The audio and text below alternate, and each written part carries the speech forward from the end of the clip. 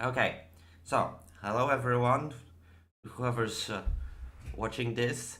This is session number 4 in the Downfall campaign, and we're a little pressed for time today, so we'll cut the talk a little short, but quick introductions to the players. We have a uh, return of a person that we haven't seen in a long time. Kane, hi. Hi, How have you been? I've been great, thank you. Fantastic. Lazybum, you ready for another short story? Sure. Exciting stuff. I'm glad. And VulcanStorm, how are you? Yeah. How are you doing? Surviving. That's you can't really ask people for more, right? Okay, so I'm assuming that everyone here read the introduction bit that I have provided. Sort of. That sounds like more than the others, so good job. What introductions? I linked it to you, okay? I see. The intro story bit thing. Okay. So people, I'm assuming you are at least a little bit familiar with what's going to be happening.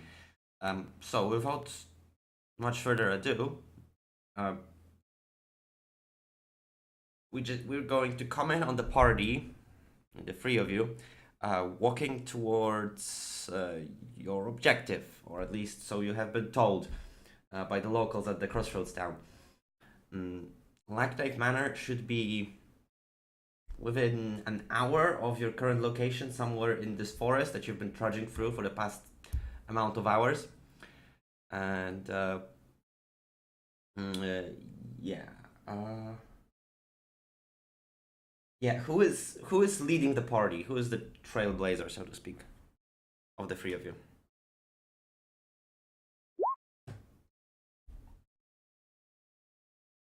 I assume me, because why not? Fantastic. So who do we see up front? A halfling wearing a nice little what do you call that thing? Like robes with a lot of jewelry on his hands. And a nice big old necklace. All right. And what's your name? What does the party call you? Manfred. Sure. Fantastic. Sounds excited. Who's next in line?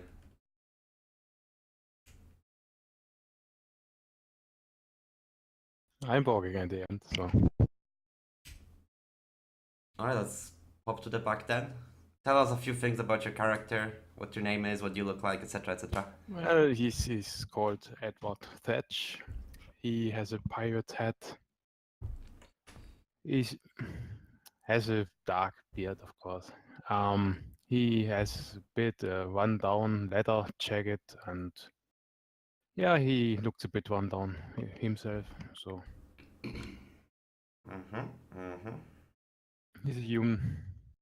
And VulcanStorm? You're kind of left in the middle. Can you tell us a few things about your character? Yeah. I mean, you've done this before already, but kind of a refresher Yes. for the others. That's all right. I think Manfred was with me in the previous one, possibly. Yeah, true. Oh, Okay, refresh me then. It's a half orc carrying a somewhat large axe. Still feeling satisfied with the latest, I guess, encounter he was involved in. Kind of smiling and walking along, just following the halfling.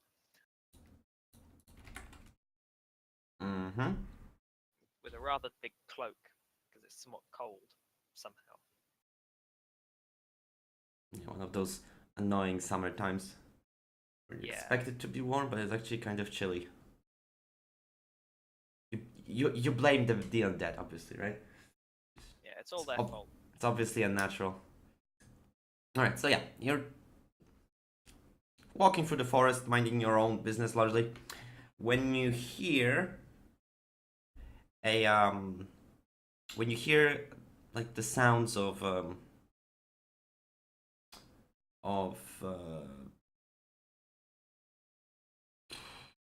like another party ahead of you. Sounds like there's like a large amount of people coming towards you from down the road in your direction, coming from the estate.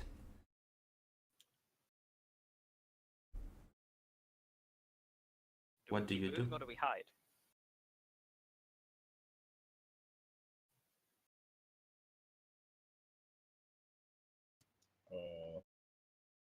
Larger amount of people, you say?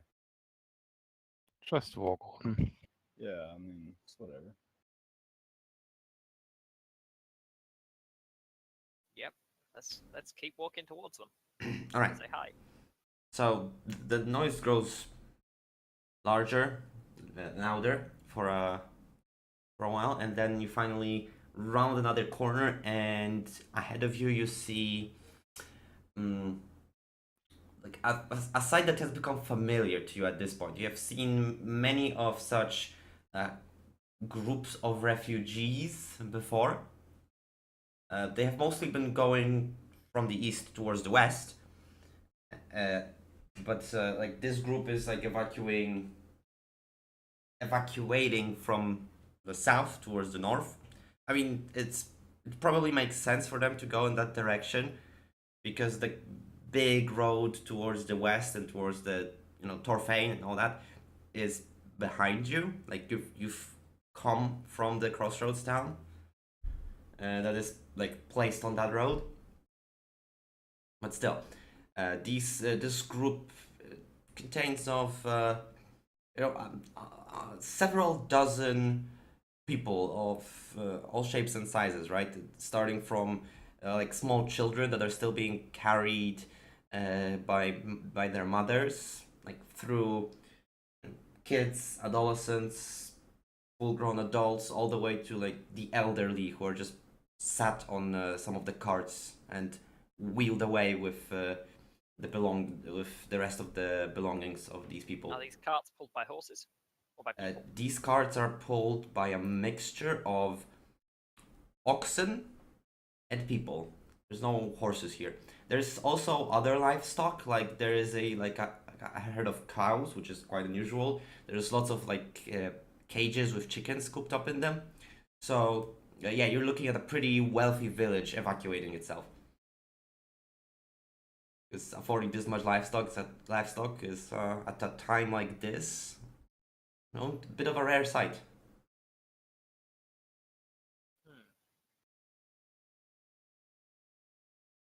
Yeah, and the leader of this caravan of people sees you, obviously, because you're just walking down the forest path, and waves at you in a peaceful manner and continues walking, trying to get into conversation range.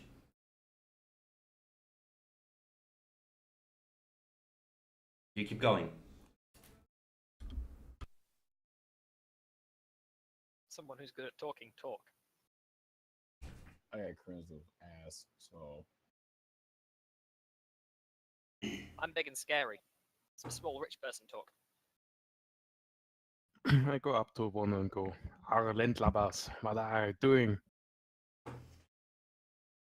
We are evacuating our village, dear sire. The lady told us to leave, and strange as it seemed, we wouldn't disobey her.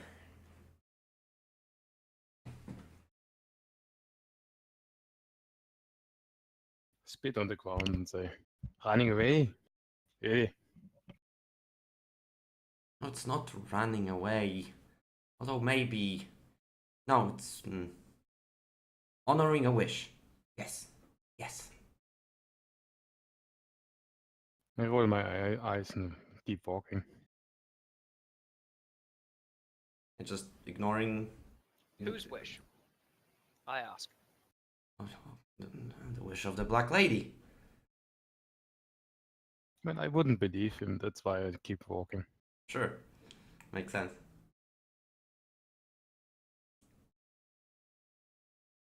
Who is this black lady? Does she have a name? You don't know the Black Lady? Didn't you hear tell? No, I'm sorry. I'm not from around here. Well, regardless of where you are from, she is like a sort of legendary figure in the sense that yeah, there's just tales of her told around the around taverns all over of this you know, pale woman clad in black that like wields powerful magics and that she unleashed them upon like the undead 20 years ago, that sort of stuff. So you are probably aware of the name at the very least, and how much you know past that is up to you. So why are you leaving the person? Well, Yeah, I mean, if the lady is good at knows about the undead, why are you leaving her safety? because she said that we have to leave. Danger was coming. The guy shrugs. No. If she said so, why not listen? Well, makes sense. But why are you going towards the village, towards the manor?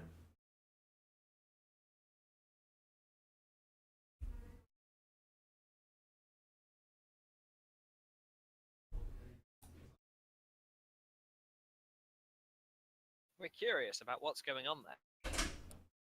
Hold up. What? Somebody coming. I mean, why are we going towards the manor that this entire group of people are just running away from?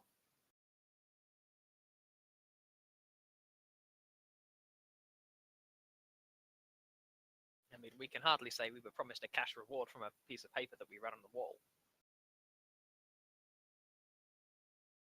Oh, I was hoping for something. Because I don't feel like the evening's gonna work out too well for us. Alright, my dad just came in, called me names, and left. Well, that could be largely summed up like that, and the other conversation details scrubbed out. Wow. And, apparently, I should have prepared supper when I was eating it an hour ago. Get all them fruits and veggies dry.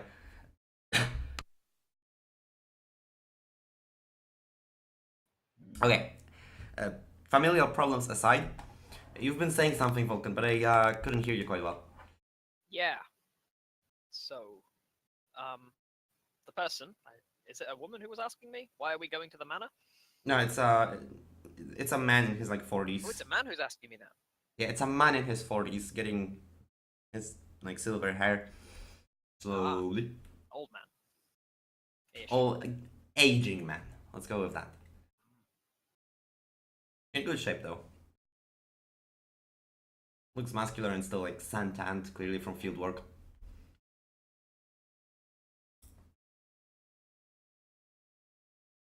So yeah, the question. I think I missed it for like the third time. Can you please repeat? Okay. So, Krag says to the man, well, since it's, kind of not good times, we figured we go and see somewhere that I've been wanting to see all my life. Yeah, He like that nods, works. in silent, in like Apparently, thought. the manor is supposed to be quite the feature around here. So we're going to go and take a look before heading north ourselves. Oh, no. Do I need a bluff check for that?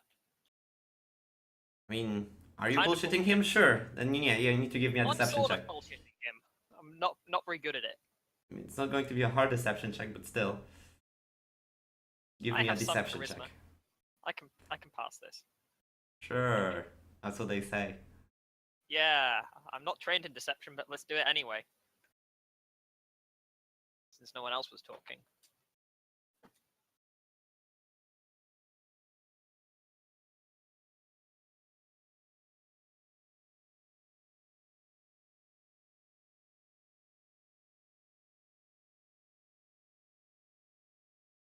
Well, let me see your roll, and I'll tell you what happens. How do I roll? You can either go to the character sheet, and in the skills tab, just click the roll button, assuming the character sheet is filled out. If I recall correctly, it is. Or just slash roll d20. Oh yeah, okay. Yeah, the guy just like thinks for a second and then says, "Oh, it is quite the sight. Oh, it's not much further down the road, so if you hurry, you can even catch up with us for the night. You're welcome to stay with us. It's safer in group." I agree. Thank you for your help.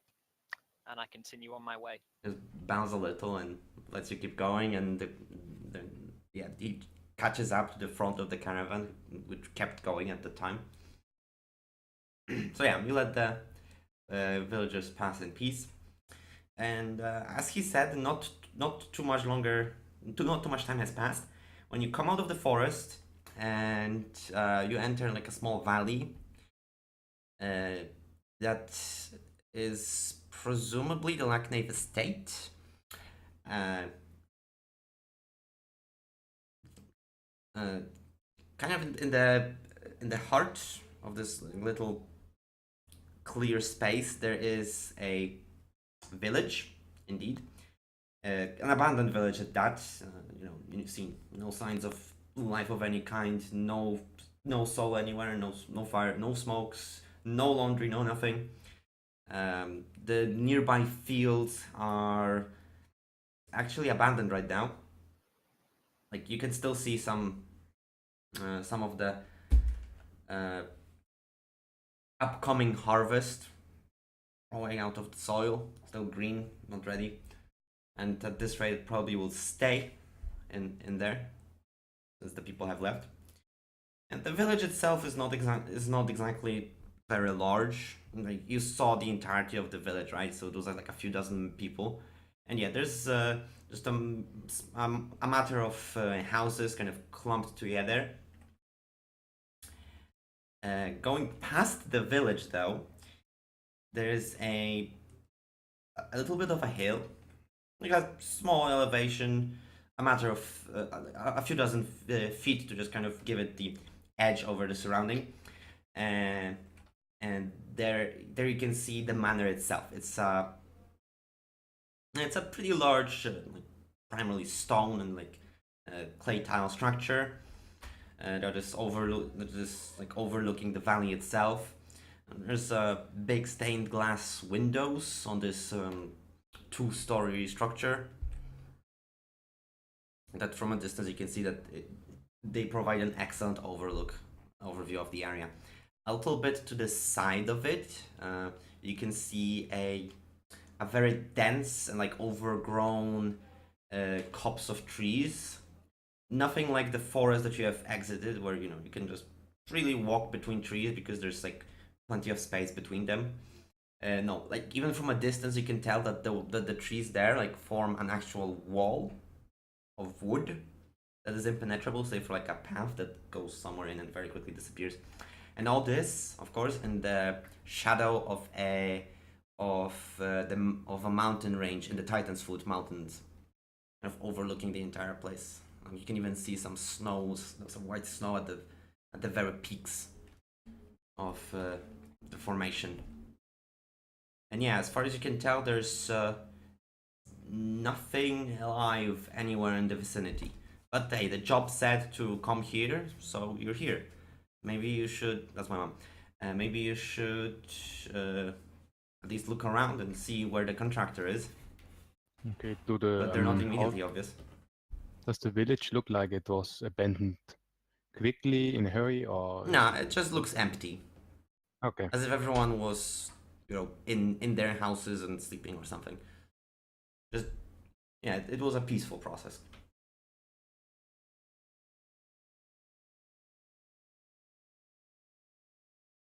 Are there any lights on in the manor?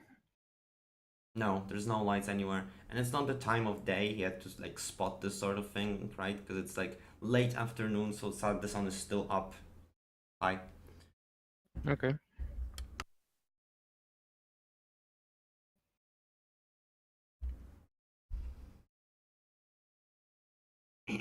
All right. So what do you do? I think we go to the manor.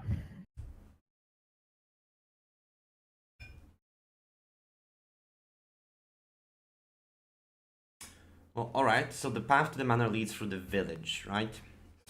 You enter the village itself. It's a little what's the word? Uncomfortable to Eerie. eerie is also decent, but nah, I was thinking of something else. Whatever. It's a little disgruntling to walk through such a silent place of civilization, right? There's nothing happening here, no sound, no nothing, just rolling through, only accompanied by the wind. But yeah, you exit without any trouble and start climbing towards the village, the manor. And now that you're getting closer, you notice something potentially off, and that is on either side of these large double doors that make for the entrance to the manor.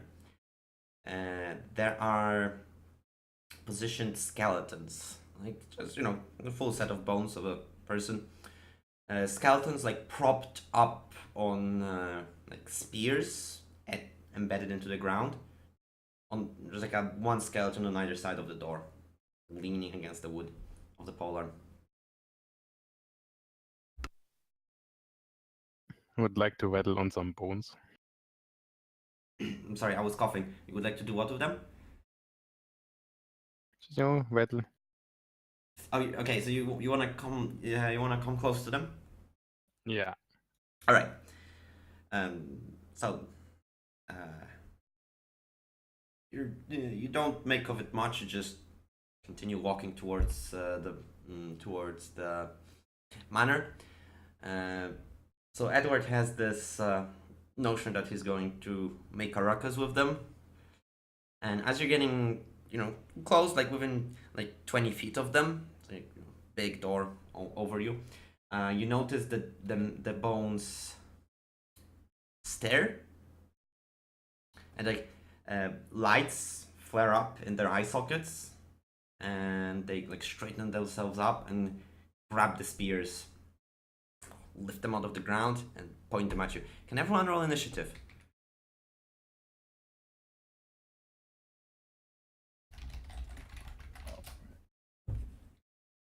That's a DO2 I rolled, sorry. There. Still saying the old stuff, yeah.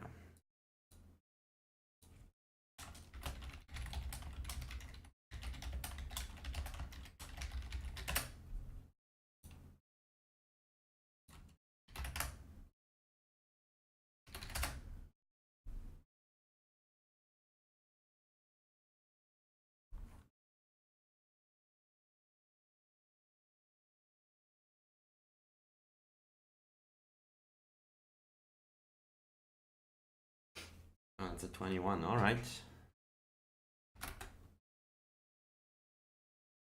And an 8. Hey, I'm going last.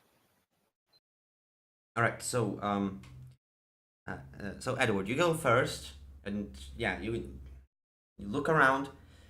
You notice obviously the first two skeletons that are posing to poke you with their spears, but another thing you notice is that there are like bones scattered in the tall grass around you, around the path, and that from that grass more skeletons are assembling themselves.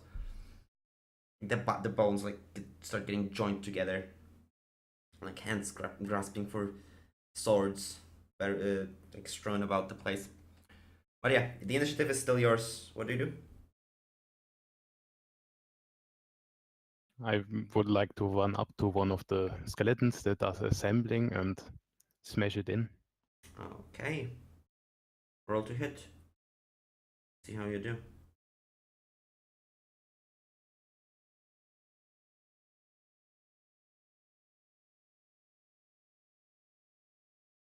Well, if it dies with the first hit, you know. It's Mhm, fine. mhm. Yeah, the first hit doesn't even connect is the problem. Yeah. Yeah, but the second hit, like the second hit, oh, you're dual wielding? Alright. Yeah, I'm dual wielding. The battle axe and a warhammer. I think there shouldn't be a strength bonus on the second hit, but doesn't matter. Yeah, I have dual wielder feet, so I Ah, get. so you do get that bonus. Alright. Yeah. Yeah, bonus or not, it's enough. Yeah, you come in close, you swing with your axe at the skeleton, and it's like bobs out of the way. But then you correct the angle of the warhammer that comes in as a second strike, and you clock it right in the chest, and it just falls apart. It's absolutely demolished. So Manfred, what do you do? There's another skeleton getting ready to attack. I run up to it and just hit it with my feast. Just fury. Pow. Oh, only one of hits. Yeah, the second attack hits. Okay, yeah, you dismantle this one as well. What exactly happens? How do you dispatch of the threat immediately? What happens? You know, I strike it right in the rib cage and shatter all the bones apart. Yeah, so it's kind of a repeat of what Edward did, except you don't even need a hammer. You just punch it with your own fist. Yeah, And there's the biggest target, you know. Yeah, there's like a shower of bones as both the skeletons explode. And now you see from like your sides, like two more skeletons assemble, like one on your left, one on your right. They stand up, grasping their short swords, and they come in to attack you. Okay, so one walks up to Krag and pokes him. Krag get poked with a rusty sword for 5 piercing damage. Ow. Yeah, I'm sorry. And the next one comes up to Manfred and goes to attack him. Does that hit Ow. you? Yes, I think. Oh wait, AC 17. Yeah, it hits. Okay, it does. Yeah, and you take 6 damage from this poke. Hey. Yeah, it's so- not my life. They come at you with unexpected speed and strike nasty gashes before you can react properly. So, Krag, how do you handle this problem? Well, let's get out the great axe and let's smash them. That seems like a plan. All right. Show me how it's done. How do I roll this again? If you configure your weapons, then in the weapons Yeah, tab there should be a roll button. Otherwise, you can just slash roll 20 plus your modifiers. Yeah, I'm trying to decide what the proficiency bonus is. It's +2. Yeah, the- where do I enter that? Call me stupid, I can't find the piece of paper. The proficiency bonus is always +2, and the rest of the bonus is just your strength. So let's try this then. Your strength modifier. That seems to work. Yeah, you hit him for sure. Yep, that included my proficiency bonus as well, so there we go. Yeah, you slam the skeleton, like send ribs flying as the axe tears through it, and kind of staggers back and comes right back at you. It's not dead. It's not dead. Edward, what do you do? Would like to attack. It's still 2 alive, right? Yeah, there's one So fighting the, Manfred and there's one attacking Krag. Like to attack the healthy one. All right. You run up to Manfred. You're on 2v1 against this skeleton. Oh. Okay. Steady, no? Yeah. That's a massive hit you've delivered from the side. Like you tear off the arm of the thing. So I can That's attack shrine. the other. Oh, no, it's still alive. I mean, you hit it with this massive attack, and I it see, just I see. turns So, towards you. okay. Is it Okay, dead yet? and now, yeah, it turns towards you and just explodes its skull. So you hit the skull and like shatters and sends shards flying in directions, and the skeleton just falls apart.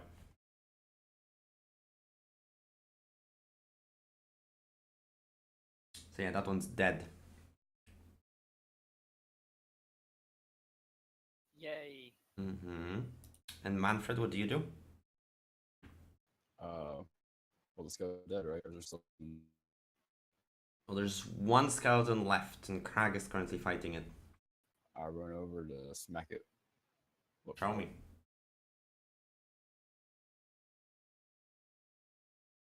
All right, yeah. Okay, so how do you finish this fight? How does Manfred end the threat? Tell me. I grab its skulls and smash it to the ground. Should bang him. Aren't you like a halfling? I do a running. All right, jump for yeah. it. So it's like this like finisher in Saints Row, right? Yes. You know the one I'm talking about, like the one where you jump up and then you like go down horizontally and like slam the guy's face onto the concrete, and then you just smile there. That's right. Beautiful image, thank you. All right, and yeah, as the bones rattle and fall to the floor, everything goes quiet again.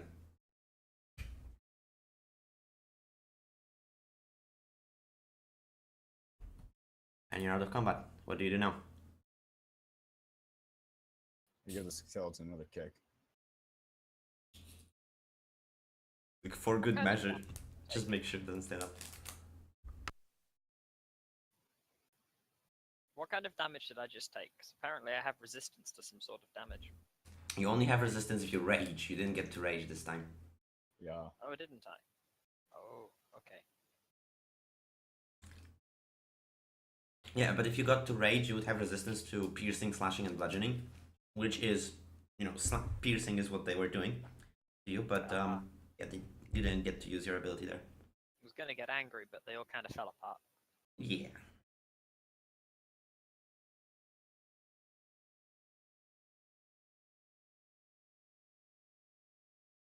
Yes, we continue into the creepy ass manor. All right. Yeah, you walk up to the door. How do you handle the door? This large wooden with iron reinforcings, double door. And it goes up a ways, like 10-foot tall door, kind of massive actually. I'll knock on it with my axe. There's just like loud thudding. Yeah. Yeah, and as you thought, you noticed that the door was actually open. Like it opens, the doors open inwards. So when you knock, like slightly budges in. You can see some of the interior. Like bright stone with like a carpet on the floor. Doesn't anybody answer the door? No, you just wait for a little while, look around, nothing happens.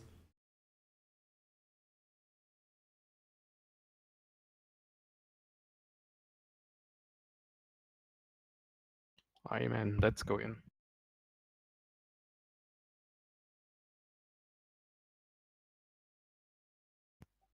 So, Alright, so you Can you push the door see- in. You walk inside, yeah? yeah. Okay, so you enter this sort of like ante-chamber. It's a large. It's a very spacious room. Kind of goes, at least as far as you can tell, like judging from the outside, like it goes like from the ground of the manor all the way to the roof of it. Like lots of headspace here. There is a corridor straight ahead of you that leads deeper into the manor. There's like a red carpet on the on the floor, stretched as far as you can see, because well, the corridor kind of falls into darkness and you can't see where it leads. Like to the sides, there are to your left and to your right, there are these winding like staircases that meet above above the entrance to that corridor, and you can see that there is another corridor up there as well, kind of mirroring the design of the ground floor. And under the staircases, there's like a double door on the left, there's a double door on the right. So yeah, it's like this large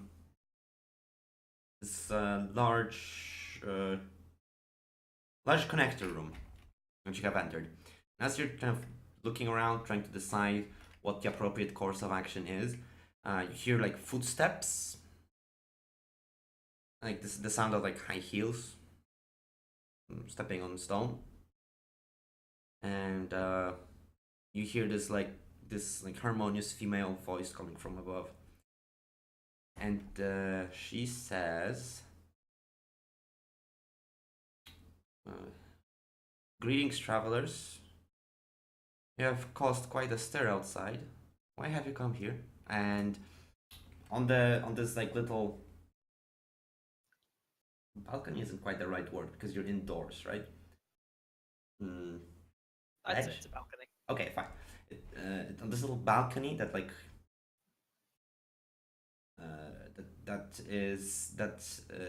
kind of, you know, overlooks the entire antechamber where the two staircases meet, appears this human-looking woman, drop-dead gorgeous person with like flowing long flowing black hair and this like sleeveless black dress that's like appears made of like flower buds, you know, like black roses sort of joined together to form a dress. Yeah, she stands up there and like looks over you with like a slight smile.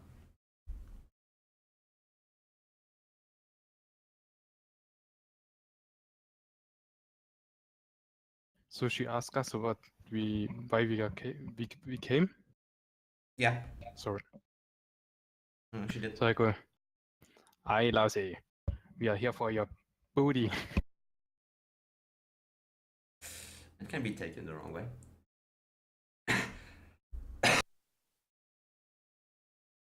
Yeah, well, you know.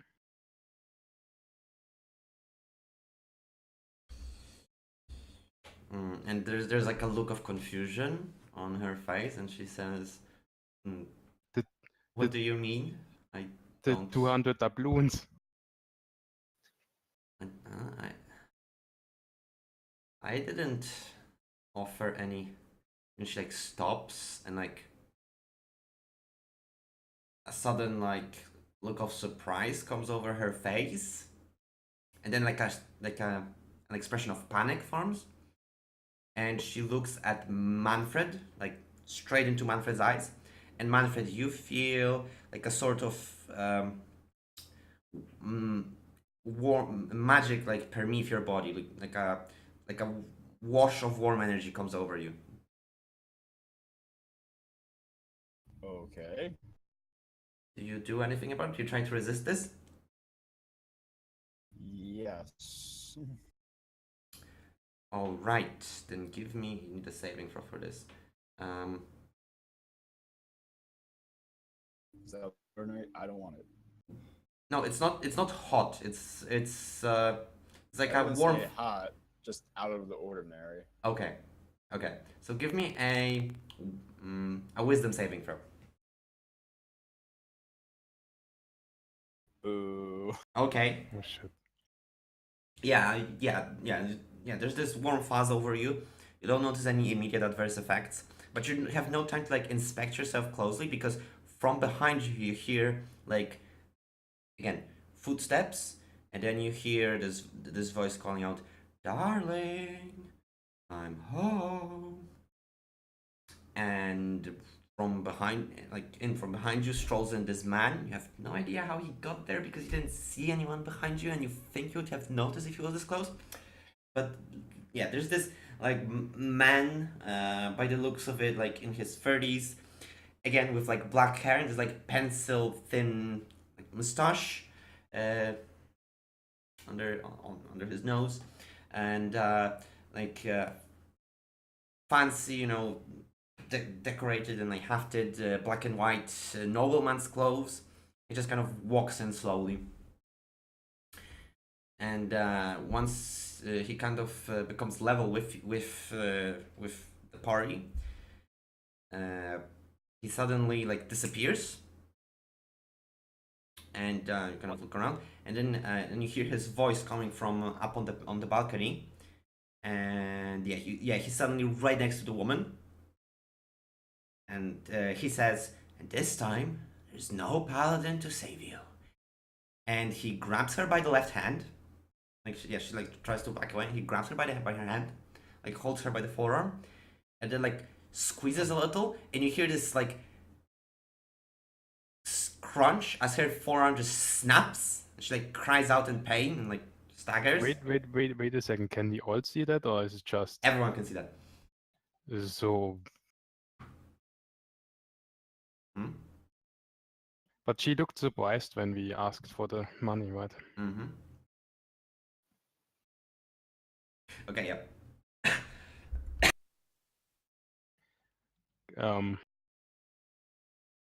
Can I throw a hand axe at the guy? Just let me finish. Just let me finish the scene, and then Before you can take your okay. actions. Okay. He grabs her by the forearm, like squeezes like slightly. Like it doesn't seem to like require any effort on his part. It's like, you know, as if you squeeze like a roll of paper, right?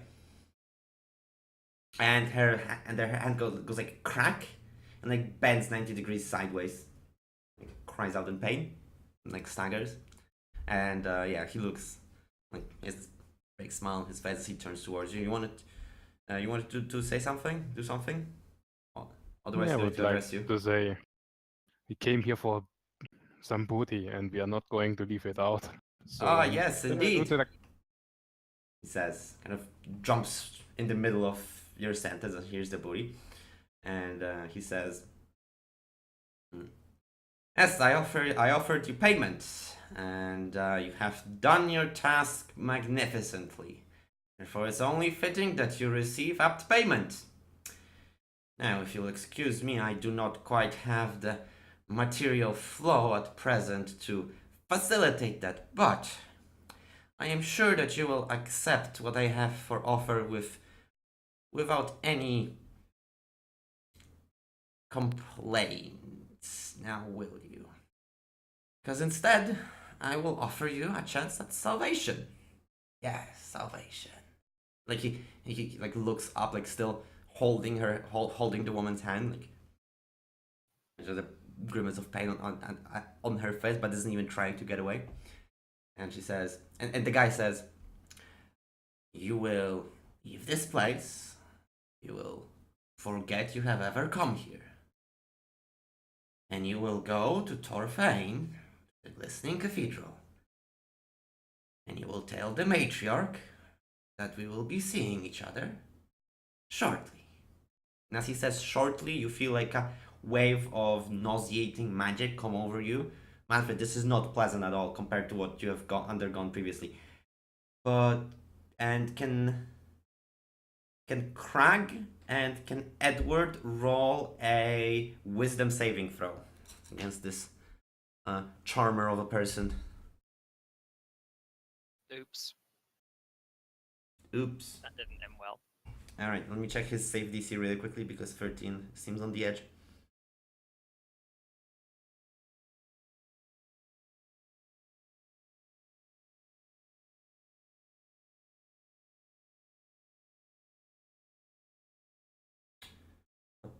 Where are you?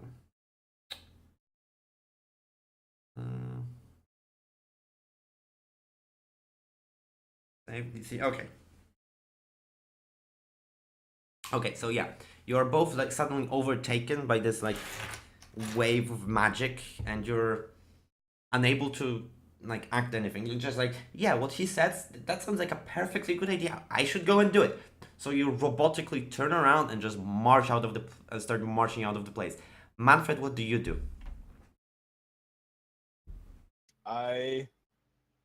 What? Hold up. What happened to the lady on the roof? Is she just broken arm or is she like dead? No, she's not. She's not dead. She's like in pain. Like guys holding her like broken hand, like dangling funny. And yeah, she's there. Still alive. I am going to radically companions. Okay. Just until we get outside. Okay, so as you turn around and start leaving, you hear the guy say, "And now, my darling, I think we have a lot of catching up to do." And yeah, you exit, and yeah, the door like closes behind you, so you don't hear or see anything. Yeah, you're outside. Your two companions are still marching happily down the road. What do you do? I try to smack him some sense of them. Hey. All right, yeah, you run off after them, like you kick them in the shin, and like yeah, this has some effect. Like the whatever was clouding their mind seems to clear up, and yeah, their memory is a haze. They have no idea where you are. Yeah, you guys, Edward and Krag, you guys have no idea where you are. You have no idea why you came here. You have no recollection of the past like few hours. But Manfred seems to have no such problems because he's gesturing wildly. We just got Jedi mind tricked. A little. Ah, shit. But we still remember everything that happened in the manor, right? No, you don't forget anything about it. You have no idea where you are. You have no idea why you came here, and you don't remember anything that happened in after you have left the forest, right? You remember the meeting with the villagers, and that's it. Like you talked about something and you passed by, and that's it.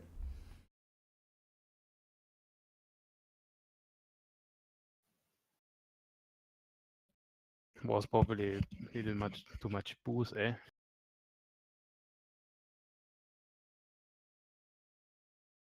Guys. I don't do it with that guy.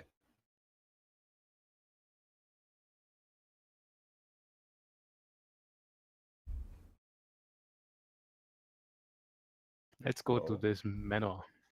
Yes. We should go to the manor. Get our gold. We're at the manor. What? How? Oh man. I don't like been dealing with memory problems too. This is just terrible.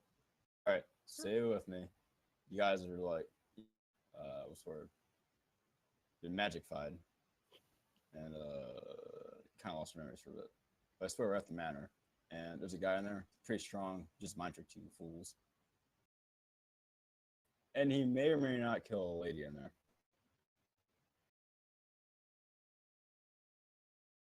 So where's the gold?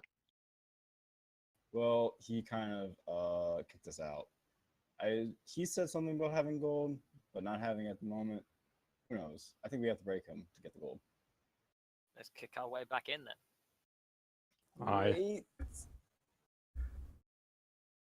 Alrighty then. I didn't just come here for no gold. I mean, we could loot the village, but looks like they took everything earlier. Right. That's right.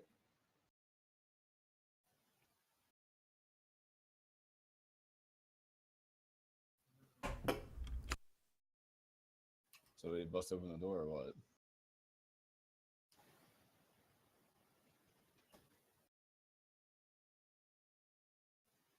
I'm about to do a flying kick at it. I mean, I'm gonna give you a DM freebie and say if the guy just bamboozled you like that, probably messing with him directly is not a good idea. It's a great idea, because this time we know what to look for. Well, I know what to look for. These fools might get mind tricks again. Hold on. So you're telling that like an in-game character would know that? Probably not. What? You know. Oh, regardless, what's your guys' plan now? I came here for some gold. Let's Straight go up to the beat manor them. and get our gold. Yeah. So yeah, let's just rush them. Great plan, guys. And so I kick open the door. Shazam. Alright, so yeah. You go back to the door, you kick at it. It's a little heavy, so it doesn't really want to open, but you give it a couple solid kicks, make yourself loudly known to everyone around. It finally opens. And yeah, you come back inside.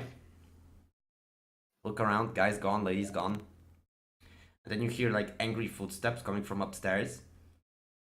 And like he appears in your vision up on the stair, up on the balcony, and then he teleports down to the bottom of to the bottom floor, kind of right in front of you. And I said, "Now I did say that you should leave, and I gave you a chance to do it on your own accord. But if you insist, my patience is limited. Therefore, I will not ask again. But leave this place and never return here." He's like visibly pissed, like shaking. I attempt to throw a dart at him while he's. He's right in front of us, right? We can just stab a blade into him if you want to. Oh, I Yeah. thought it was like standing out like a. Yeah. He like teleported like from the balcony down, kind of in your face to whoever was leading the way. So I get Manfred like looking down on you. I proceed to, punch and grapple the fool. Yeah, I also gonna go for a good smack with my hammer. All right, I'll give both you guys a surprise round. But he was expecting I'll a smack him with the confrontation, battle so axe as well. okay, so yeah, roll the hits and let's see what happens. I start Do keeping I track have of some his sort of damage. advantage on this one then? No advantage here. He was like preparing for a tussle already. You don't catch him by surprise or anything. Okay, his AC is plenty. Okay.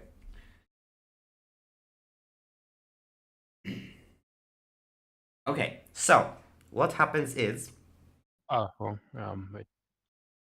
Need to get the X. This one. Okay. okay, so what happens is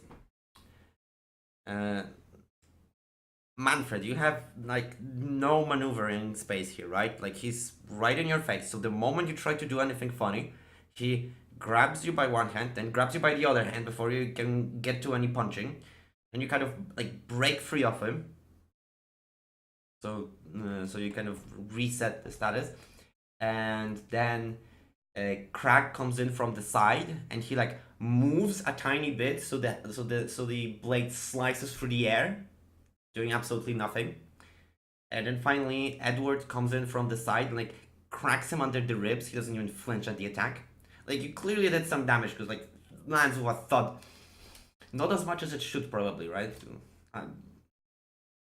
Guy is like made of steel. He doesn't flinch at anything. And then the rest of the attacks just flail wildly and miss him. Roll initiative. Since you've engaged him, then roll initiative. This makes me very angry at his dodging. Okay. Do you enter rage? I can't roll, but I have no token. Not again. You have to roll manually, yeah. There's no token. Ah, there we go. I see.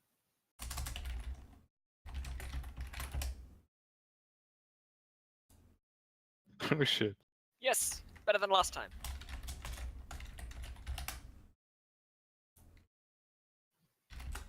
Is 24. You rolled a 14. Edward has a 13, and that's 14 again. Okay, so So the he's side. going first. Yes. Grr. And we have a tie here. So you guys decide who goes first. If it's Lazybum's or VulcanStorm's character, and we'll kind of stick to it through the fight. Okay, so he goes first. And what does he do? The first thing he does is Actually, yeah. Yeah, he just he turns to Edward as he was like the only person that managed to like strike him, and he goes. Yeah, he attacks you with his fists. He goes to punch you, kind of Manfred style. Does that hit? Yeah. Yes. +9? Yes. Yes, yes, it Okay. You take 11 bludgeoning damage. Are you still up? does. I'm just unconscious. Oh my god. Okay, so you clock him under the ribs, and then you like he didn't even flinch, and then you like get kapowed with a like a right hook, and flung back, land heavily on the ground, out like a light, nobody's business, and then he turns to Krag, and he does a repeat performance. Can I ask, is our HP maximum now, or is it what it was once the skeleton took a hit at me? It's when the skeleton took a hit. Oh crap! So you're at This isn't your going max well. -5. Okay, so he This hits isn't you. going to end well. He Please hits roll a you. 1. You take 5 bludgeoning damage, and I think you went into rage, so you take half that. Yeah. Okay. Raw. 2.5. 2. We round it down. We round damage down. Okay. Manfred or Krag? Did you decide who's going first? Decide who's going first. Manfred's going going first. Yeah. Alright, so what do you do? You know, swing my sword and fist at him. Gotcha. You might as well, right? Alright, you clock him with the fist. The sword kind of like you go to like poke him with the sword and kind of like stops dead in its tracks, doesn't like stops on his clothes, like probably like cuts through the clothes but doesn't go through the body. Like pull it out, like shit, that did nothing. So you go for a punch where Edward hit him, and yeah, that finds some purchase, and you can feel that you like cave in a rib or something, do a little bit of damage to him. Krag, it's your turn. Rah! As like I like swing my axe at him, you know, kind of aiming for his. I guess am I on the right or the left side? I don't know. I'm just gonna try and like cut into his arm, I guess, with the axe. You know. All right. I mean, Let's if see his what arm happens. then he can't hurt us, right? Maybe. It's a plan. Shitty wizards. Right. So guess I have to roll to hit. Do I get any bonuses to hit for being raging? I'll find out. It's +2 to damage. No, I get damage, not hit bonus. Okay, cool. So let's, I guess, roll a hit. I have to roll. I roll them in 2 parts because the damage bonus won't add on. Now stuff it. I'm raging. I get +2 damage if it hits, right? Mm-hmm. Do it. Crap. Oh, that doesn't hit. No. No. Like again, you swing, but he moves out of the way like nobody's business, kind of like the wind, just fluid motion to the side and then back. Edward Gets more angry at missing. Fantastic. We're gonna be pissed. Edward, I need you to make a death saving throw. Mark that as a failure. Okay, so the guy goes again, and yeah, he goes for another punch at Krag. Does that hit? I think my wait, do I get any kind of bonuses to this? I don't think so when I'm raging. No, you get a bonus from your constitution. You add your constitution Yeah, okay, modifier. so my the AC. AC is 14. Okay, so 14 is still a hit. Yeah. So Please he don't hurt me. delivers another punch for 7 bludgeoning, rounded down. 3. Alright, you're still Yes. up. Okay. I'm still alive. Okay, Not so he dead. goes for another punch. Because he can. Okay, never mind. What? No! Fuck off. What? He misses. Good. Can't deal 10 damage to me. You finally manage to like get away from his like lightning fast strikes before he can do anything. Like before he strikes you.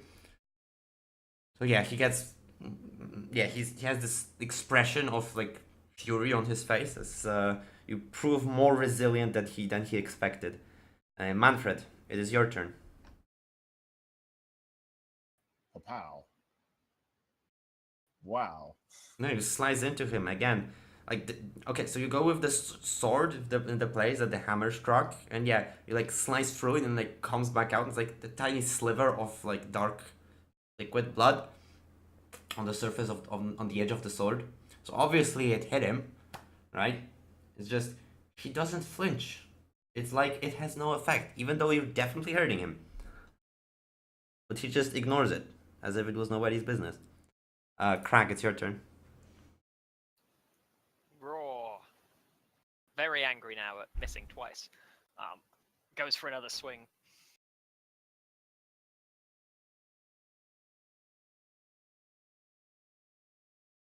That's a hit. Aha. Yeah. Yeah. Yeah, you 7 plus 2. yeah, you cleave into his like clavicle and like buries itself for like a fraction of an inch.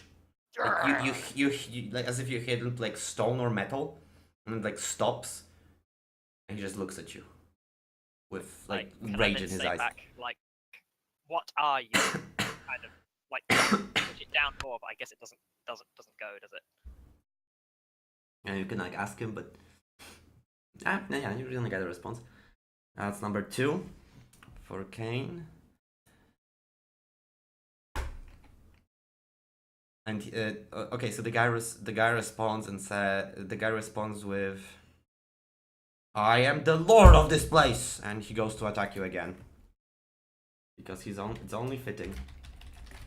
Which one of us? Or both of us this time? He attacks split his attacks. Krag. Yes, he can. Does that hit? Ah, crap. Yeah. Okay, so you Makes take it get plus 9. 10 damage. I'm dead. You're a half orc. Yeah. That triggers your ratio, right? 0. Yes. Wait, what? The You're half not orc level ratio 1. makes it so that when you take a hit that would reduce you to 0, you instead are reduced to 1 hit point every like long rest. So yeah, he like yeah. Have I been missing something here? No. Probably. But it's have. okay because he hit you. When Again. I'm reduced to 0 but not killed outright, I can drop No. to 1 instead. Yes, you drop down to 0, right? So first hit, he smacks you across the face, like start wobbling, but your half orc endurance makes you keep your ground. But then you're just exposed to the follow up attack, and he punches you, and you are sent flying just like Edward. You like land heavily on your back, it's like just out like a light. And yeah, he turns his gaze back to Manfred and says, "Last chance, little man." It's your turn, Manfred. Like, sight. I ain't afraid of you. I go hit him. Okay. Oh. Wow. I think you actually are afraid, and that talk is just talk. Gotta keep up appearances, yo. Yeah. You go for a swing, you go for a slash, but he just takes 2 steps back, no sweat at all. You miss. Krag, I need you to make a death saving throw.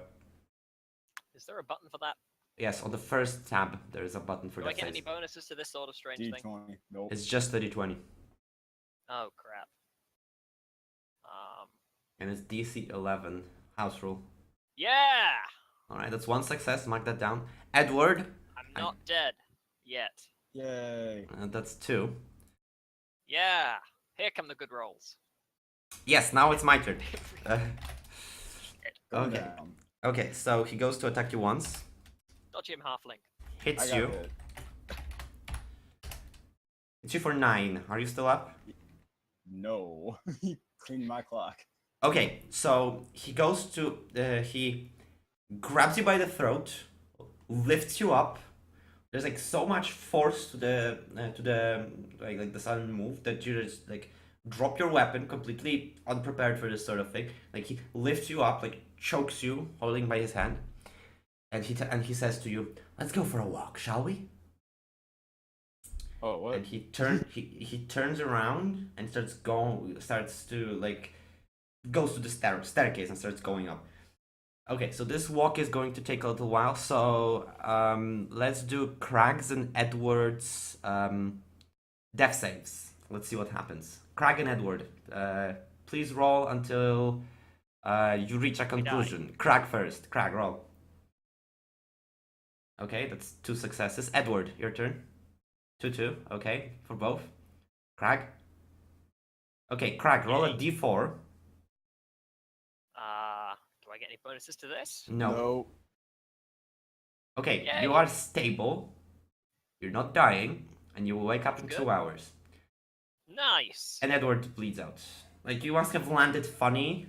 Like No. your head, you must have like landed on your like when you landed, you must have like bitten your tongue, and there's like you slowly accumulated blood first in your mouth, and then it started like, falling into your lungs, and you just suffocated on your own blood. And nobody came to help you. That's disappointing, isn't it?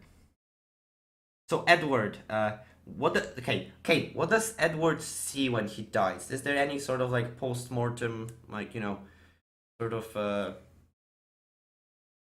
seeing for him? Like, I don't know, light in the tunnel, someone comes to grab your hand, it's like a wayfarer, what Not really. is He there? goes down to Davis John's locker, right? Okay. He dead. Like so dead. My first character death, you know? It's kind of impressive when you think about it, how long it took. Yeah. It only took you to attack this guy. Okay, so Manfred, you're taken for a walk by this guy, like he's like choking you out and makes none of it. And yeah, she's like calms down a little, quite quickly as like the fighting finishes and your friends are left behind, like bleeding to death. Like a calm, like slight smile returns to his face, and he goes up the staircase into the corridor. He goes and like enters the first door on the right, and you see there it's like a small, like a meditation observation room. It's largely empty, save for like a couple chairs and like an end table. Obviously, there's fitting decorations, and the wall opposite of the door is just this one massive like window, made of glass stained in places, forming this nice visage of like a forest. So you know, like trees, bushes. There's some like animals, deer, and stuff. And in the middle of it, there's a clear section of window that's overlooking this this like very dense kind of forest, right? There's like a 20-30 foot drop here into the like wilderness below, and like there's a a nice spanning view on the Titan's Foot Mountains here, right? Kind of in the distance. But that's not the most important thing in the room, I'd say, because like right in the middle of it, and like a pool of dark blood that kind of soaked into the carpet, lies like the woman from before. She's clearly unconscious, like completely out of it, hand still broken, and like her legs are all like bent in many, all of them unnatural directions, kind of visibly mangled as if they were like crumpled by excessive force, and she's like lying there unconscious. And yeah, the man says, please ignore the mess. I don't think this concerns you anymore. Now, you might be wondering why I brought you here. Would you like to know that? He like Not really. steps over the unconscious body, like walks to the window. Finally, a smart decision coming from you. Well, in this case, I shall not prolong this. And he swings back and slams you through the clear section of the window, and you go flying out of the manor. I had a feeling. What's your reaction to that? Oh, it was tried. Okay. Okay. So you take some damage on the fall, right? Thought I was already dead, but okay, yeah. Yeah. You break your neck on the way down. I'm sorry. Woohoo! Yeah, he Well, on the tosses. bright He side- tosses you out. There's like a short no, and a crunch as you land somewhere down below. And he stands over the mirror, over the broken window, kind of looking out in the breeze. Takes a deep breath and turns to the woman. And we kind of see this, third person camera and stuff. He kneels down and like brushes the hair from her cheek and says, kind of in a low voice, "What an impressive amount of power you have gathered in these years of our separation. Now, if you'll excuse me, I will go and explore the household. It's been way too long since I've done this." He straightens up. He walks out of the room. We fade to black. Sometime later, Krag, you wake up with a splitting pain in your chest and face region. But you like shake yourself awake. You open your eyes. You see that there's the body of Edward, already like stiff and cold, lying next to you. There's like a pool of blood around his face. He's dead. Manfred's body nowhere to be found, and it's starting to the sun is starting to set. You kind of wake up alone in this stone antechamber. What do you do? Look around. Is there anyone here? Aside from Edward's corpse, no, you're completely alone. The place is like half submerged in darkness, so there's a lot of like long shadows and darkness in places. Excuse me, but you don't see or hear anything. Right.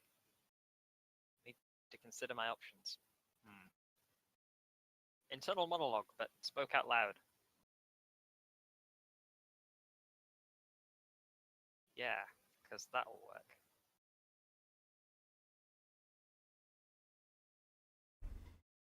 Okay, so I could go around exploring this weird-ass dark house. Where do you go? Where do you explore? Or I could walk back out the door and go find a house in the village to sit in, eat, and wait till I'm better.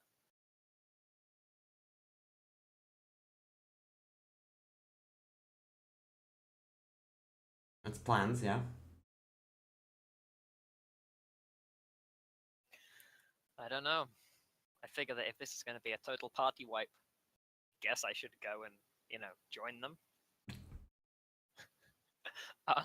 But for the sake of perhaps Krag making a future appearance in one of these strange little campaigns,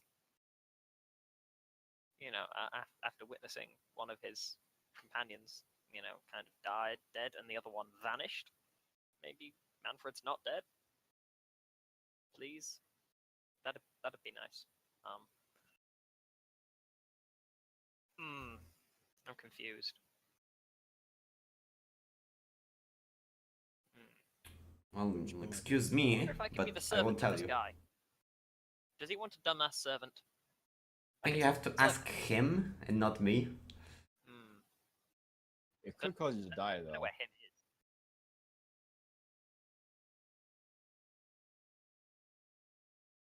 You could cut your losses, make a break for it.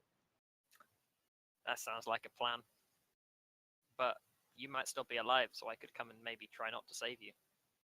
You have no clue. Yeah.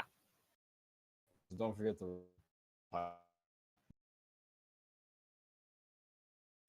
Kind of broke up there. Oh.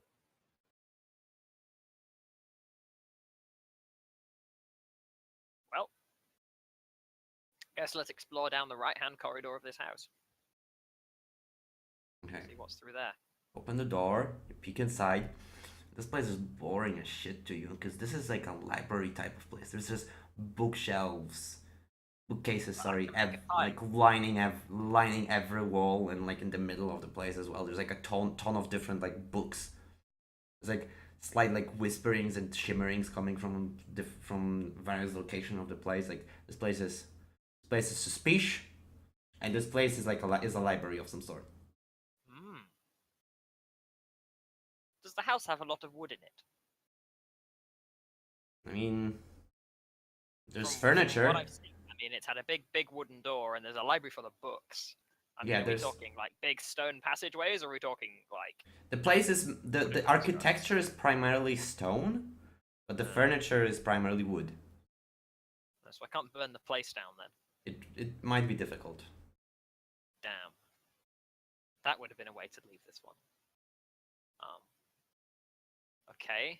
Guess I'll take a quick look along the bookshelves. Are they labeled at all? Are there labels on the end of the bookshelves to know what's there, or do I just have, or is it just completely blank? No, there's no labels that like make sense of the library at large, but some of the books have their titles on the spines, and they're wildly different. Like even like on a single bookshelf, the titles there don't really match up too well. They're like from all over the place. There's stuff about like history, then there's novels, then there's some sort of like scientific reports, and then there's like a random spell book stuffed in there for no reason, just like a mumbo jumbo of books. Well, since I'm stupid, is there any kind of like big, like fancy book holder for some big fancy impressive book? All right, give me a perception check. Let's see what's the biggest thing you can find. I mean, if the guy's got a big expensive book, that'd be the one to read, right? True. Perception check. Apparently, I'm proficient in it. That's useful. You might be proficient, but finding things is difficult. Your head is still spinning from that fight you had before. Yeah. So you find like a kind of a big like green tome, and it seems to be like a book on like herbalism. You know, so there's like a ton of pictures and lengthy descriptions about various plants. Ooh. Can I pick that up, stick it in my bag, and keep moving? Totally. You Is load. there any like thing through the library? Is there any other room through the library? I mean, you pack the book, you take a look around, and you see that there is another door, and judging by its location on the wall, it will lead you into the corridor on the ground floor. I'll go back the way I came. All right, Back so out yeah, you into come the out main to the kind of foyer antechamber, area. yeah. Oh, the foyer. There's the word. Thank you. Foyer, yeah. Foyer. I can't pronounce Foyer. I Foyer. don't know. Depends where you come from, I guess. So, is there a left-hand corridor I can explore? Yeah, there's a double door there. Woo, let's go that way. You open it, and it seems to be a room of about the same size, but a much more spacious one. Because in this one there is this massive dining table, currently not prepared. No, but this thing is like many feet long and could probably fit like a feat worthy of a king. Is there anything on the dining table that I can loot? I still want my money. I mean, I can pick up the silver and stuff and like get the hell out of here. At this point, the best you can do is like a couple silver candelabra that are positioned in That'll do. appropriate spacings. All right. One of them. One of them? Only one? Okay. The lot. I'll take the lot and the candles with them. All right. So if you take the lot, there's like this pile of 8 candelabra that you somehow like foot into your Mine. Your pile of 8 candelabra that you foot into the backpack, and there's like now a bunch of metal in your thing. It's gonna last you a while. I'm making clunking noises. Are there any doors in here, or does it look like it might go back into the other corridor? It's pretty much the same deal. It goes into the like large corridor, and it just has like windows to the outside, and like you can peer out, and it's kind of like overlooking like the side the side you came from, like in the distance. Like if you peer close to the side, you can like see the edge of the village, and just silence outside. Nothing's happening. Just the setting sun. Right. Can I take some sort of check to know roughly how much one of these candle things is worth, or would I already know that? You already know it. I just can't tell you the value until I look it up. But I would imagine you just made bank. Right. With my buddies dead and missing, I'm gonna say that all the loot, each of them is worth about. Let's see. Just comparing the values of the stuff that's listed here. Yeah, about like 50 gold pieces each. Each. each. And I have 8 of them. Yeah, they're made of silver, that's as far as you 400. can tell. Just solid chunks of silver. Hey, that's like twice the amount I was promised. Damn right, buddy. Hmm. Well, so I guess I head back to the foyer, and now I'm torn. Do I go in search of Manfred, with the big nasty guy who wants to kill me? Or do I leave?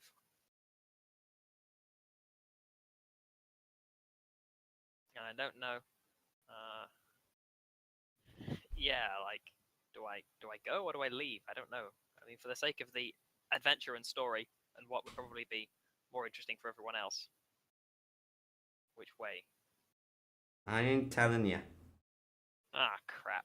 I mean, I could, but I think it would just, you know, ruin the fun of it. Yeah, Krag will walk off rich. Okay, so you exit the manor, right? No, I'm a bit curious, I guess, even though he's kind of a dumbass. So since he doesn't have much sense, he's going to check the upstairs corridor and see if there's any rooms kind of leading off it. Okay, so the first thing you notice is that the room to the right has the door open, Ooh. while the rest is closed. Okay, you peer in and you see the familiar room that I've explained before. You know, the big like glass window that now has a hole in it that the wind is blowing through. And Yeah. still lying in a pool of now quite coagulated blood is the woman.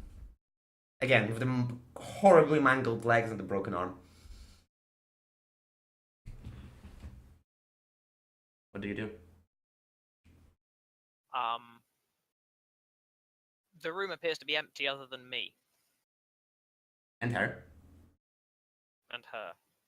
And she seems pretty dead. No, no. As you look on, you notice that there's still like some breathing going on. She's not dead. She's not dead. Yeah, and as you're looking on, I guess, like she must have like sensed your presence or something because you hear like a weak whisper coming from her, but like you can't make it out because she's too far away. At which point, I kind of cautiously walk closer with the battle axe, with a great axe in one hand. Kind of cautiously walk closer. Yeah. Okay, and yeah, now that you get closer, you can hear her saying, yeah, you can hear her saying, "Help me." How to help? I don't know. How do I help? Do I make a healing check or something to try and like get her up? Can I whisper back how? Does she respond to that? I'm sorry. Yeah, she opens her eyes, like slightly moves her like last intact limb, and says, she says, "Take me to the library." Okay, so I pick her up since I now know where the library is. Right, it's like a delicate process because the moment you move, there's like a grimace of pain on her face, obviously, because like Trying not to kill her. A noble attempt, yes. Being a strong barbarian, can I stick her on a chair and then carry the chair? Yeah, sure. You can. That'll do. I'll stick her on a chair and then carry the chair to the library. You know.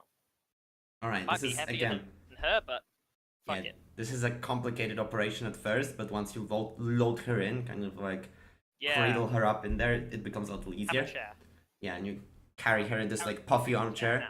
Because there's like a big proper armchair, right? Not just like an ordinary wooden chair in like a dining room, right? Yeah, big puffy armchair. Yeah, you bumble your way down to the library, and you know, once you land the armchair heavily, she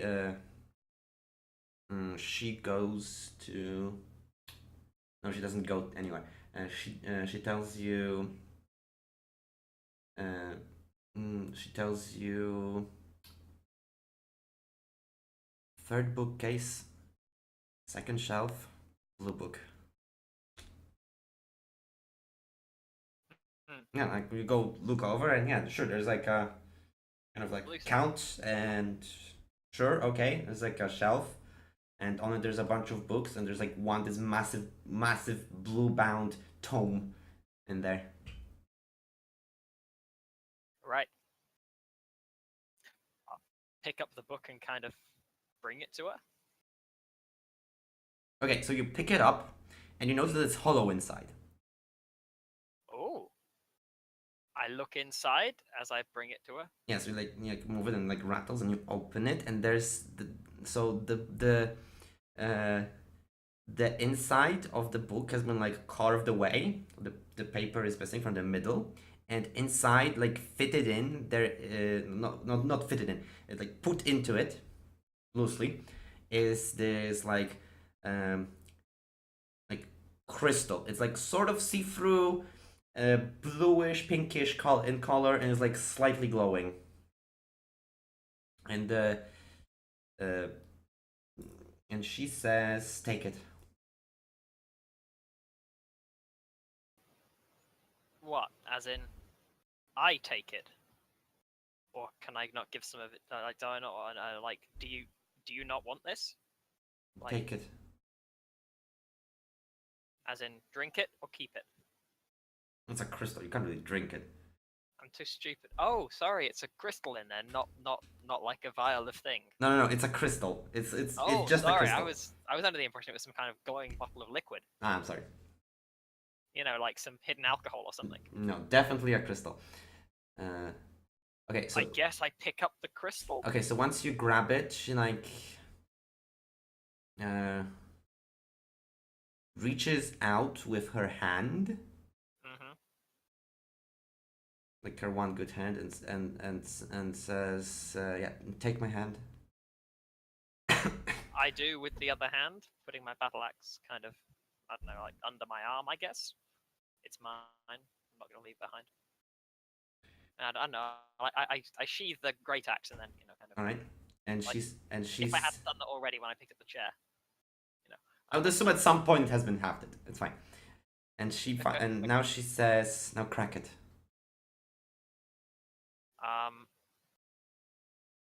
Does it feel like I can break it in my hand, or am I gonna just like throw it at the floor? Yeah, it seems pretty brittle. If you squeeze it hard enough, it should break. Squeeze it hard. Yeah. All right. Teleportation crystal. Woo! I would like you to tell me a few important things now. How at like 1. How traveled is Krag? How much has he been traveling? I'm establishing the DC of the roll. How much has he been traveling? Well, he was up with the weird ass demon thing that happened, and then somehow came down here with Manfred. Because south's better than north, right? Yeah, or are we going north, not south? I don't know. Anyway, we're down here, so he's kind of traveled all that distance. I guess not very much. Since he's only I think 23 somewhere. I put that down. Yeah. Okay. He's only 23, so not not a lot, but some. Kind of knows the rough layout of sort of the world and the odd route he's taken from Torfane to get here. Okay, I need you to give me a D100. Oh Jesus! I'll roll one of them. Plus anything? Minus anything? Just a D100. Cool. That worked. Holy shit, actually worked. That legit is a success. Okay. Okay, so I think what we see is okay, so you go to grab the crystal. You're like, should I squeeze it? Should I not? And then you hear like somewhere from behind you, like somewhere upstairs, you hear like a deep breath, like an intake of air. Then you hear like the sound of feet running, and you hear like someone rushing down the stairs, and then you're like, oh shit, and you crack this thing, and there's like a quick flash, and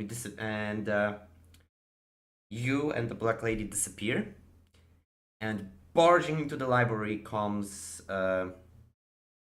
comes the guy, right? Lord Lacanaith barges in.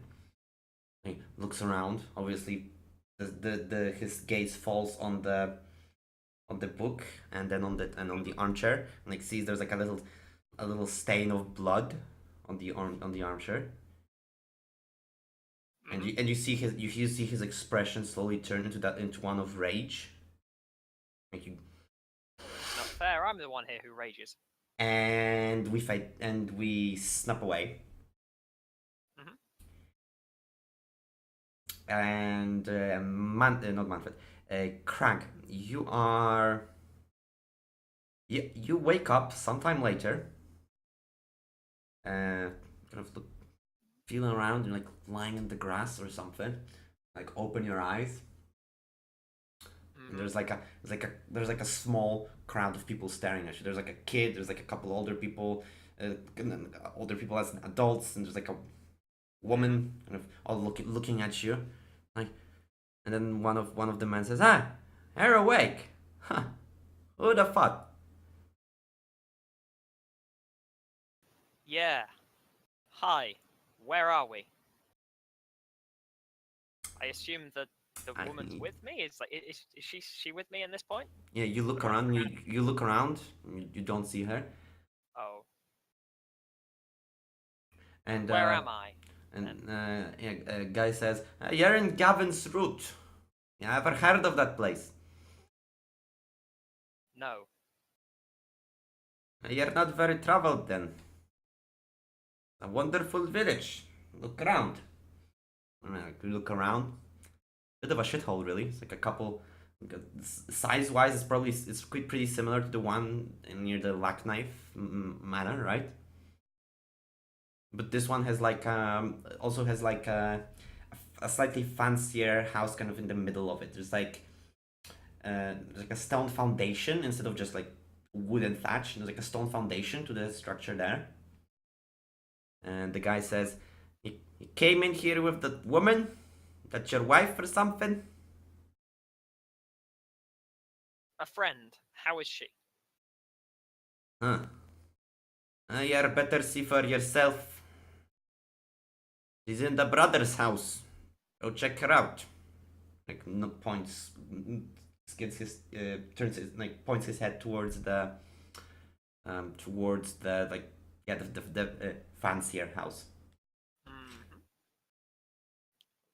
Walks over to. Do I still have my bag of stuff with me? Or is that Yeah, vanished? yeah, all your shit's still Yes. there. That's good. I kind of double check I've got my You're my great rich. axe. Yes. A sizable amount of stuff to sell. Yeah, you've and got then everything. Go to the house.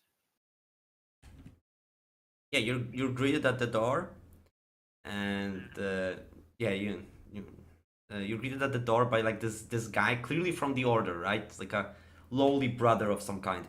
It's kind of surprising that he's here actually, right? Because you'd think that he would be either be called to go with the order to the Reaches, or at least back to Torfain after what happened. But he's clearly here, right? Yeah. And he says, "Ah, hi, I am Brother Thomdor, and the people here told me that you've dropped in with the woman in black. Is that correct?" Yes. Still feeling a bit confused. But yes. Well, maybe you can make sense of this, because this is something grander than me. Come in. Yeah, you like come in, and the first thing that strikes you is like the smell of decay in the house, like rot and decay mixed together into this unpleasant, like Krag grimaces and keeps walking. Sweet smell. And yeah, you like walk in, and like on the bed lies an unconscious and like unpleasantly pale. You can see the blood vessels and like everything under her skin. There's the woman in black, and she's like covered in a thick blanket, so you can't really examine her legs or anything. And the brother says she was very badly hurt when she came in, and Well, I tried to help her with divine magic, but Mm-hmm. you have to see for yourself. And he like raises the blanket from the bottom, and you see that on her like left leg there is this like large swath of like exposed skin where the dress was previously, and it's like decayed slash rotten, like yeah, in a large radius, as if it was like a, you know, like a burn, but not of like thermal origin, but of like necrotic one, right? Just withered away, blackened, Oh, rotting God. smelling flesh around Ugh. her hip. And yeah, and she's like unconscious and breathing sharply. And yeah, the man says, I express his hands and says, I don't understand this. I used divine healing magic, and this happened as if I don't know. Divine healing magic caused her to get ill. He nods.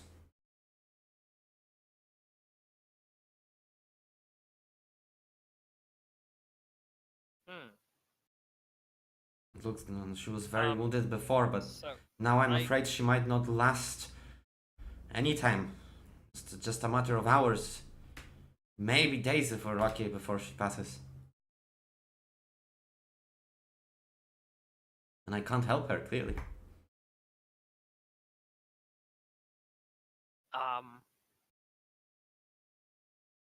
Maybe a herbal remedy.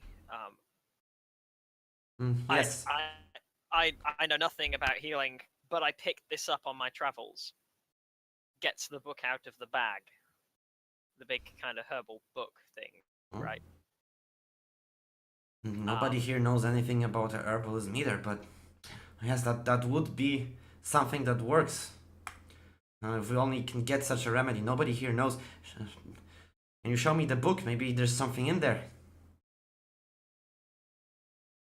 So I kind of give him the book.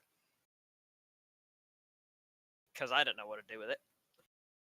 I'm too stupid to figure out this healing magic stuff. Yeah, he looks through the thickness of the book and like nods and says, this will take a while. I will make the necessary sacrifice. I will look through this over the night and hope to find something useful. You should rest. You look quite wounded as well. Here, let me help you. I am a little shaken up after what happened here, but I think I won't hurt you with my magic. Like, reaches out. Do you accept his healing? Yes. Because I know that I'm probably a not unholy being, therefore. You regain full health. There you go.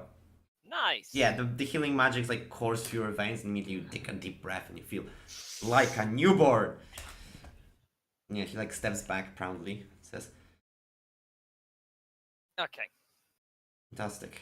You can rest here or ask somebody outside. I'm sure somebody will take you in. Who is the most learned person in this village? I ask. Well, you're looking at them right now. Like, this guy, he's like late 20s, okay, buddy. Clearly, like, not even highly ranked in the order, but hey, he's there. Great, fantastic. What can you tell me about Lacanaith Manor?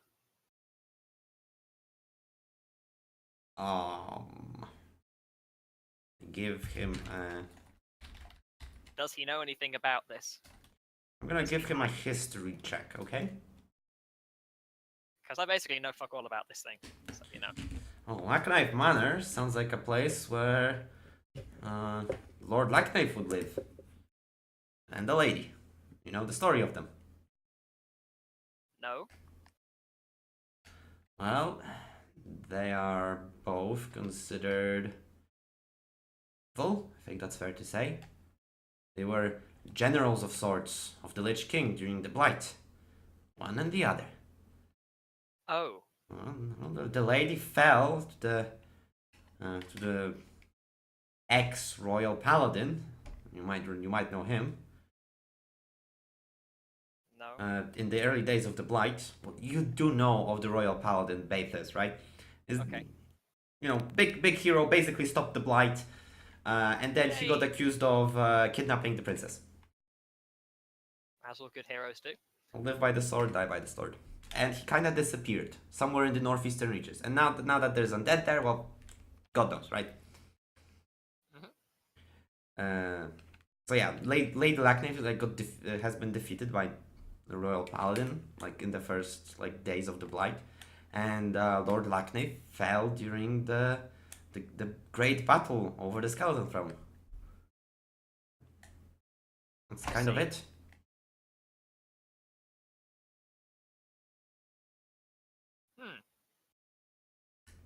Thanks. I heard it was a pretty building. I was going to see it, and then Oh, I'm not sure if that's safe. Stuff happened, and I ended up here. That's most interesting. How did you end up here? What happened? I guess I found the Black Lady. We got into some trouble. Found this crystal, and I'm here. Okay, so you say Black Lady, and then he looks with a look of horror at first, and then he kind of nods his head and yeah, that makes sense. Because she kind of looks the part, right?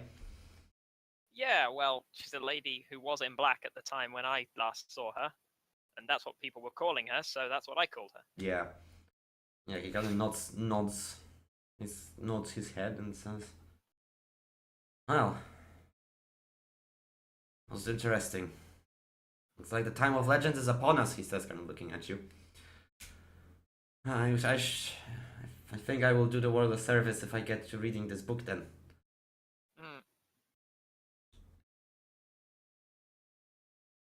Okay. I guess I'll stay here for the night. All right, so he points you to a secondary bed over in another room. So you quickly open the window to deal with the smell, and while he goes off into a different room, and yes, brings out some little chunk of light with his divine power, and gets to reading. Yeah. Night passes, thankfully uneventfully. Yay! Big angry guy doesn't come back and try and kill us both. Not yet. Yeah, and yeah, early in the morning, it's slowly starting to get bright, and you're still kind of half asleep, slowly thinking maybe you should get up. You hear footsteps in the next room, and the door opens, the door opens, and the guy peers in, the brother. He says, "Oh, you're awake. Good. I think I found something." Comes in with the book, lays it down next to you, and shows you an image of a plant, and he says, "This here, this is called wild sage root, and according to this, it can be made into a healing concoction. Problem is," she shrugs, "someone has to find it.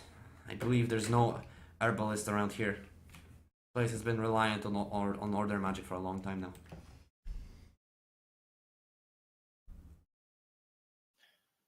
Well, I guess I'll go find some. Where would it be found?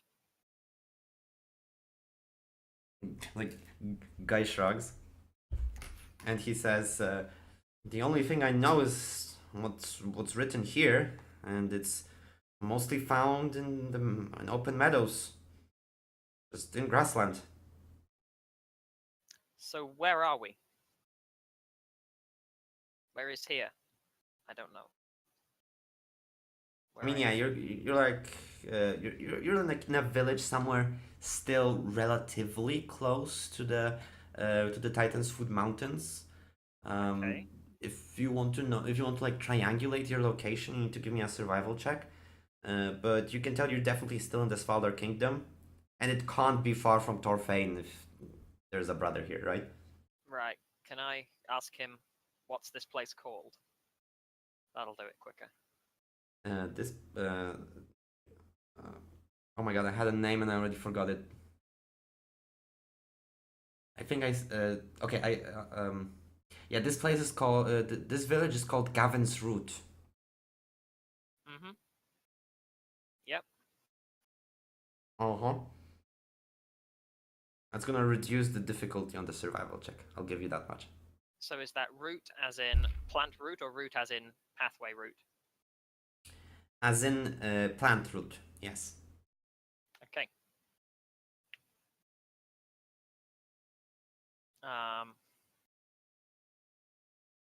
I guess make a survival check then. Yeah, let's do that. I feel like I should have the other two involved in this somehow, so I'm going to need a new adventuring party, I think. Let's get them back in the game. We're drawing to some sort of conclusion here, don't worry. Oh, right, okay. Hang on a minute. What check am I making? A survival check. Is that a skill? Oh, that's It's a skill. and I'm no good at it at all. I mean, you know, there was going to be a storyline for that happened. people that didn't teleport as well, but those people kind of died ahead of time. So, yeah, you have no idea where you are. Sorry. Hooray! You're somewhere. Let's go out and look in the fields for this route. Okay, and that calls for an herbalism check. You roll either nature or survival. They're both terrible. I'll give you advantage because you know precisely what you're looking for and you're kind of pointing in this direction, right? Yep, both my wisdom and intelligence. Ah, shit. Well, take it at the survival check. Actually, maybe nature, because there's kind of a herbalist book. Nope. No, if you have advantage, with advantage, 18 is enough. Wait, so do we take the higher of these two rolls? Yeah, that's how advantage works. You roll twice and you take the better Oh, result. wow, okay then. So Um, that worked. yeah, and I'll give you an advantage because you were like explicitly told where and what to look for, right? Hmm. And yeah, you would have totally missed this because it looks like an ordinary like Weed. plant that just Yeah. grows wherever. But apparently that's wild sageroot, and apparently that works for healing potions. What do you know? Yeah, you triumphantly, after spending some time looking in the pastures surrounding the village, before the cows came out for the day, you return to the guy with the thing. Is this it? Kind of holding it up to the guy. Yeah, like he like stands up from the woman. He was like wiping her face with like a cloth and some water, like trying to keep the fever down. And he turns around and says, "Oh, it looks like it. Now let's see if we can make something useful out of it."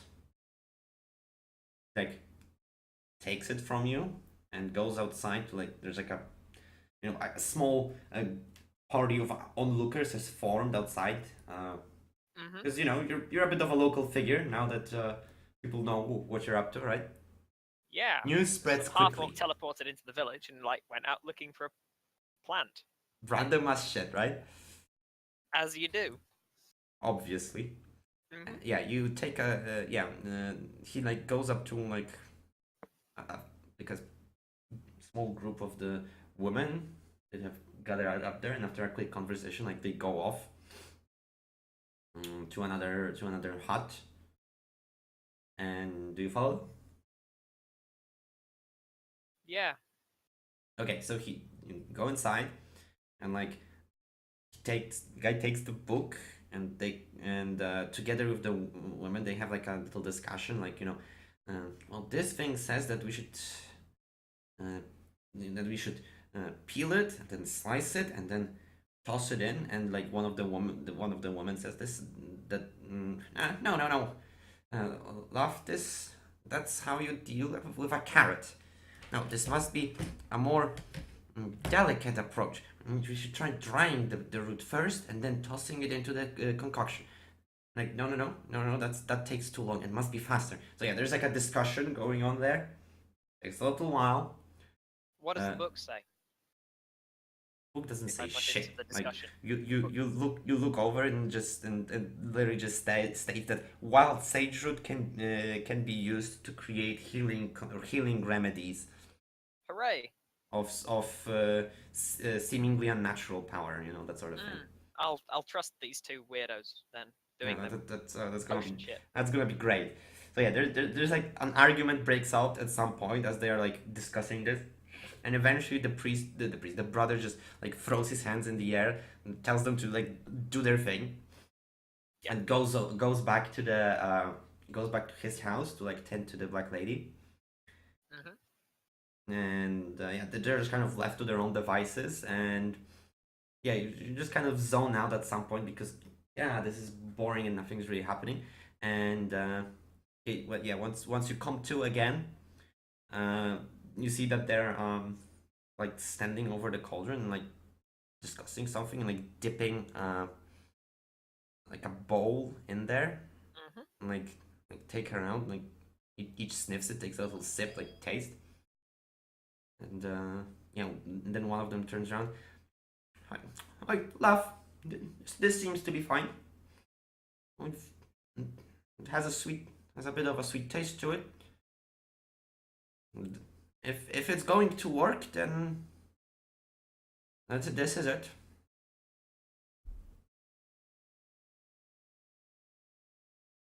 Okay.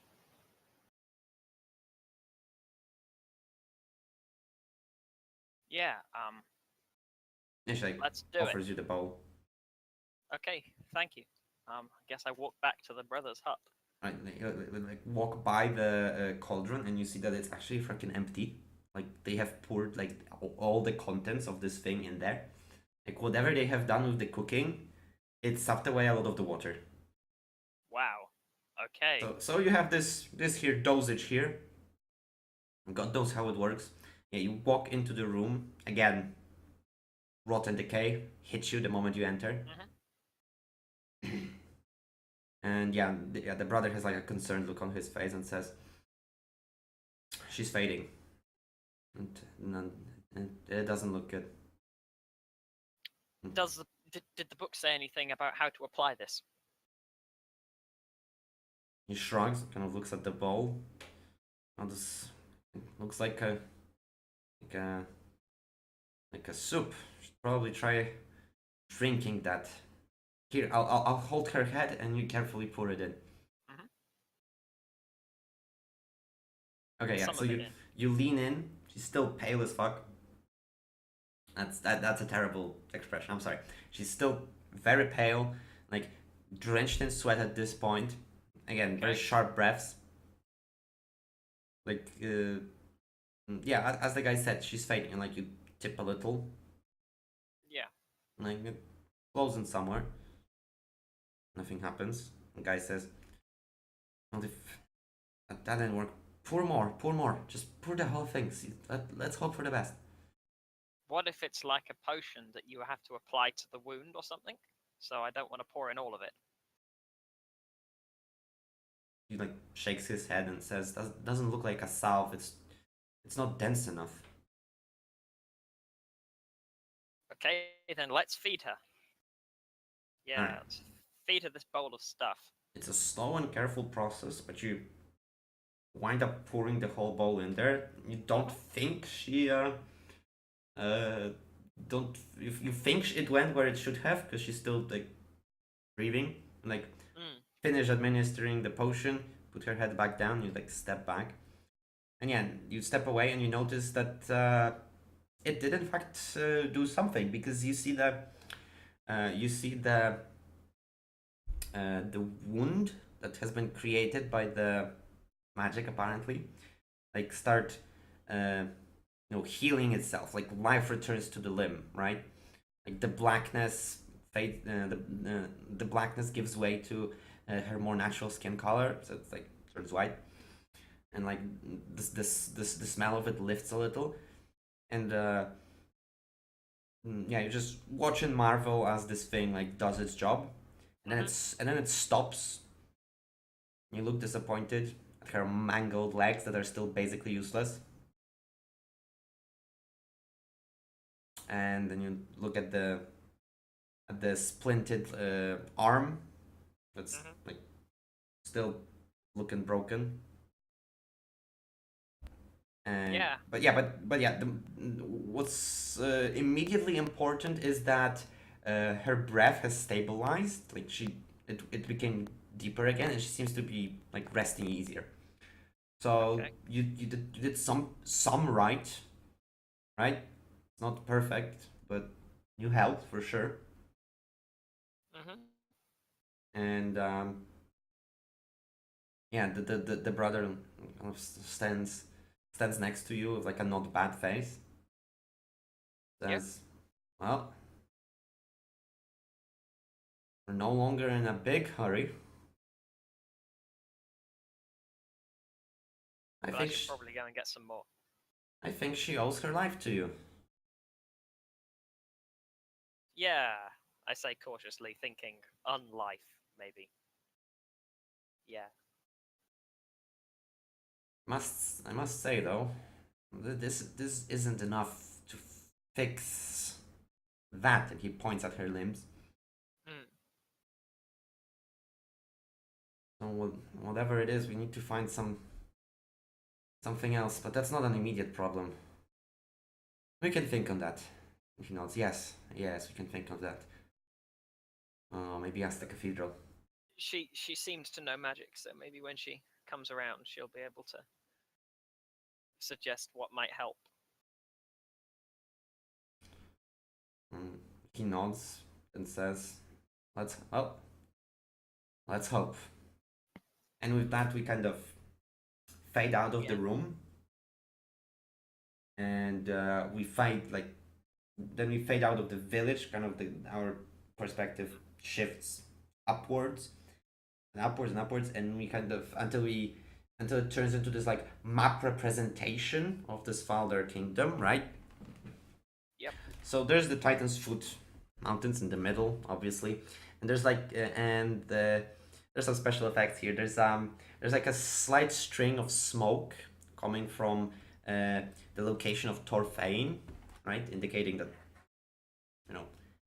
situation there, and over to the right side of this like map, you see that the northeastern part is like smoldering and black on the map, and there is this like line of